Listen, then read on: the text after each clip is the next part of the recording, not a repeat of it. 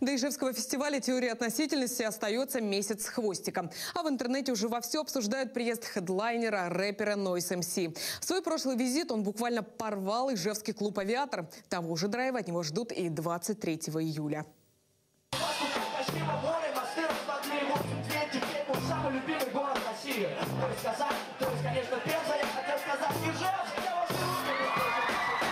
Такого аншлага, как в декабре 2010-го, «Авиатор» не видел давно. Клуб вместил 600 зрителей, но желающих было гораздо больше. Недовольным не ушел никто.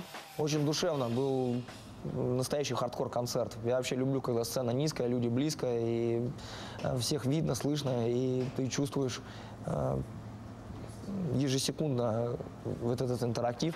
Зимний интерактив запомнился надолго и музыканту, и организаторам. Поэтому вопрос с хедлайнером летнего фестиваля «Теория относительности» решился быстро.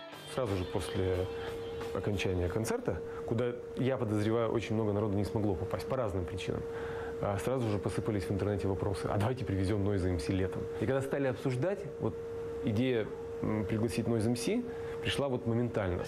Антон Янсен уверен, Noise MC сегодня явление уже больше социальное, чем культурное. Его тексты не всем понятны, но многими обсуждаемы. Мерседес С666, прочь с пути плебей, под колеса не лезь. Жалкая чернь трепещи на трассе Патриции. Мы опаздываем в ад, дорогу колесницы. В этом году музыкант сократил количество концертов до 10 в месяц, чтобы оставалось время для семьи и работы в студии. Но время для визита в Ижевск нашел. Кстати, звездой из себя не корчил. Приехать согласился сразу. Это человек, который является настолько вызывающим как бы вот волну, да, сегодня. О нем говорят плохо, о нем говорят хорошо, но вот никто не молчит. Вот.